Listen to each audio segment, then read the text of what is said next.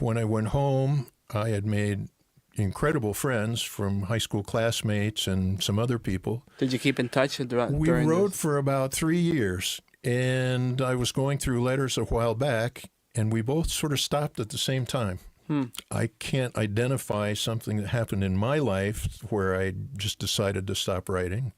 But after that, I got busy with life, married, 2 children, and a couple of years after that, I got a job where I had to start traveling, and my travel took me to different places than Argentina. And I never lost the interest in Argentina. I lost the connection, though. When the internet started to bloom, let's say, in 98, 99, around there, that was getting really practical and accessible, I had this nostalgia at the end of the year in December. And I usually had a little more time with my work. So I would go on the internet and I would look up Carlos Casares. And I found there was a site for the local high school. And so I go to the site, and at the end of the site, if you wanted to leave a message, you could. So I put a message that said, hey, I'm looking for any graduates from 1968, because I was a classmate, and any information you can give me about the Gutierrez family. And nothing. I think I did that 4 or 5 years running. Wow. And was kind of disappointed, but I thought, well, I haven't written 30 years. Yeah, 30 years. 30 years is a long time. What I didn't know was that I went to Colegio Nacional, and that was no longer. It had changed over to a provincial school. All the people, teachers, and everything, and nobody was monitoring the old site. So I was leaving messages, but nobody was reading them. Yeah.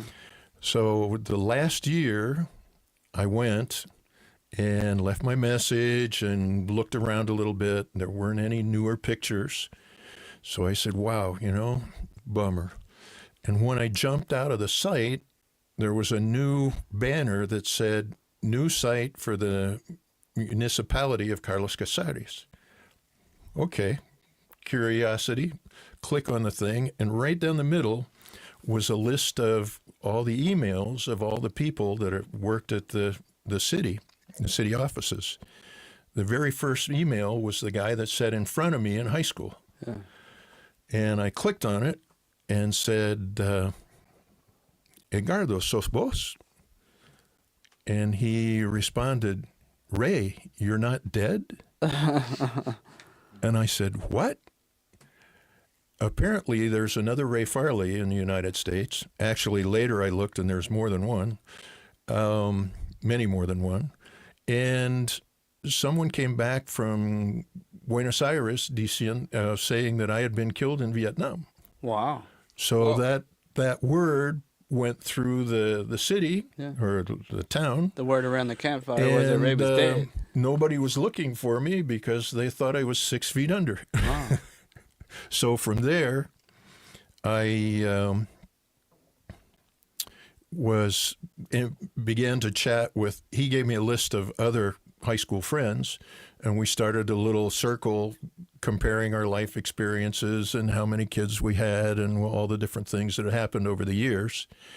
And finally, in 2005, I was able to come back on a larger tour of South America to Buenos Aires for 3 days. And one of my closest friends, and he was in town for La Rural. Yeah. So he said, hey, I'm going to be in town. We'll get together and have dinner, and I've got a car. I'll take you around and show you different places. And we did that. And finally he said, well, let's go back to the hotel. And we were sitting there, each with our laptop, showing each other pictures and so on. And in a few minutes, I hear someone clear their throat, and I look up, and there's 3 of my closest friends from high school standing there in front of me. What are their names? You want to say hi to them? Fanfan, Edgardo. Fanfan, Edgardo, y Vasco. My three closest friends. And unfortunately, two of them are now gone. But it was really funny. Well, maybe they're watching. All three of them had a little bag of perfume. I said, what the heck is that? And they said, well, our wives let us come from Carlos Casares as long as we brought them back some perfume. So they had organized a surprise dinner, and about 15 of my classmates were there, and we had just a wonderful evening. It was quite the surprise.